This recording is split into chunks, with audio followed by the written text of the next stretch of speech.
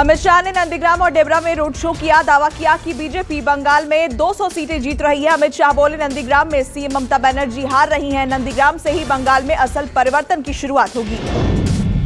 नंदीग्राम में सीएम ममता बनर्जी ने भी बम्पर प्रचार किया। ममता बनर्जी ने अमित शाह पर पलटवार किया। कहा, बीजेपी बाहर से बंगाल में गुंडे लाकर हिंसा करा रही है। मिथुन ने नंदीग्राम से बीजेपी उम्मीदवार शुभेंदु अधिकारी के लिए चुनाव प्रचार किया। मिथुन ने रोड शो कर शुभेंदु अधिकारी के लिए वोट मांगे। कहा, बंगाल में बीजेपी और नंदीग्राम में शुभेंदु की जीत तय है। प्रधानमंत्री मोदी ने केरल के पलक्कड़ में मेट्रोमैन ई श्रीधरन के लिए प्रचार किया। चुनावी रैली को संबोधित करते हुए प्रधानमंत्री नरेंद्र मोदी ने जमकर कांग्रेस और लेफ्ट पर निशाना साधा। कहा, कांग्रेस और लेफ्ट के बीच मैच फिक्सिंग है। दोनों पार्टियां कहीं साथ रहते हैं तो कहीं खिलाफ लड़ते हैं। असम के धर्मपुर में बीजेपी अध्यक्ष जेपी नड्डा ने रैली को संबोधित किया। कहा, असम में बीजेपी की सरकार में तेज विकास हुआ है। हम असम के युवाओं को नौकरी देंगे। असम की संस्कृति की सुरक्षा बीजेपी करेगी। राहुल गांधी आज असम में 3 जगहों पर रैली करने वाले थे, लेकिन खराब मौसम की वजह से राहुल गांधी असम नहीं पहुंच पाए। राहुल ने वीडियो संदेश देते हुए कहा, हम असम को 5 साल गारंटी से उन्नति और समृद्धि की राह पर आगे बढ़ाएंगे। पश्चिम बंगाल और असम में दूसरे चरण के मतदान के लिए आज प्रचार का शोर थम गया। 1 अप्रैल को बंगाल की 30 विधानसभा सीटों पर तो असम की 39 विधानसभा सीटों पर वोट डाले जाएंगे। टीएमसी ने पीएम मोदी के बांग्लादेश दौरे को लेकर चुनाव आयोग में शिकायत दर्ज कराई। टीएमसी का आरोप है कि पीएम मोदी बांग्लादेश दौरे के दौरान मथुआ समुदाय के मंदिर में गए। पीएम मोदी ने बंगाल चुनाव के दौरान मथुआ मंदिर में जाकर चुनाव आचार संहिता का उल्लंघन किया। पश्चिम बंगाल के जलपाईगुड़ी में जय श्री राम के नारे लगाने पर बीजेपी कार्यकर्ता पर जानलेवा हमला कर दिया गया। उसके कान काट दिए गए। उपद्रवियों ने बीजेपी कार्यकर्ता के घर पर तोड़फोड़ भी की। असम में काउंटिंग से पहले बीजेपी की ओर से जीत का दावा किए जाने पर कांग्रेस ने बीजेपी के खिलाफ चुनाव आयोग में शिकायत दर्ज कराई है। दरअसल कई अखबारों में बीजेपी ने एक विज्ञापन दिया था, जिसमें पहले चरण की सभी सीटों पर जीत का दावा किया गया है।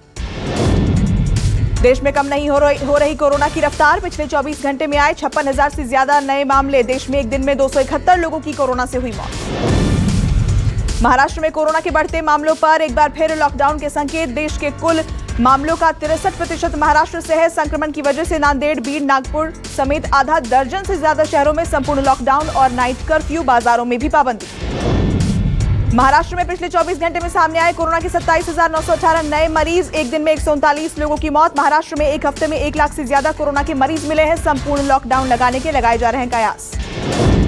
महाराष्ट्र में संपूर्ण लॉकडाउन के संकेत के बीच एनसीपी और बीजेपी ने किया पूर्ण लॉकडाउन का विरोध। नवाब मलिक बोले, लॉकडाउन को टाला जाना चाहिए। जम्मू कश्मीर के पूर्व CM Farooq Abdullah corona positive हुए। उमर अब्दुल्ला समेत पूरा परिवार क्वारंटीन हुआ। फारूक अब्दुल्ला वैक्सीन की दूसरी डोज लेने वाले थे। फारूक ने 2 मार्च को श्रीनगर के शेर Kashmir institute of medical sciences की वैक्सीन की पहली डोज ली थी।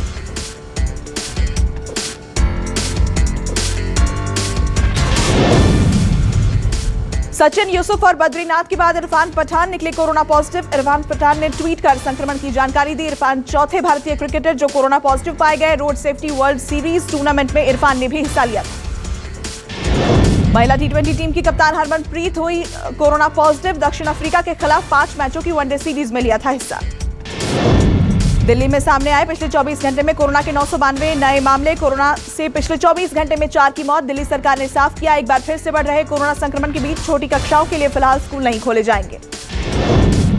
गुजरात में कोरोना विस्फोट के बाद हड़कंप मच गया है। अहमदाबाद के IIM में कोरोना संक्रमितों की संख्या 70 तक पहुंच गई है, तो गांधीनगर में सर्किट हाउस में एक साथ 17 लोग कोरोना पॉजिटिव पाए गए। वैष्णो देवी के दर्शन करने वाले श्रद्धालुओं को अब कोरोना नेगेटिव रिपोर्ट दिखानी जरूरी होगी। श्रद्धालुओं को संक्रमण से बचाने के लिए वैष्णो देवी की पूरी यात्रा मार्ग को सैनिटाइज किया जा रहा है। NIA ने नवी मुंबई से सचिन वाजे की एक और कार बरामद की है। ये कार नवी मुंबई के इलाके के सेक्टर 7 सहकारी सोसाइटी के बाहर पिछले महीने ही पार्क की गई थी। यूपी के मुरादाबाद में ड्यूटी से लौट रहे सब इंस्पेक्टर पर लाठी डंडों से हमला किया गया। हमले में पुलिसकर्मी को गंभीर चोटें आई। पुलिस ने 4 आरोपियों को गिरफ्तार किया। मध्य प्रदेश के छतरपुर में एक ढाबे पर रंगदारी मांगने आए युवक ने गोली चला दी, जिसके चलते मौके पर हड़कंप मच गया। बिहार के बक्सर में होली का सामान खरीदकर लौट रहे दिव्यांग की अज्ञात लोगों ने पीट कर हत्या कर दी।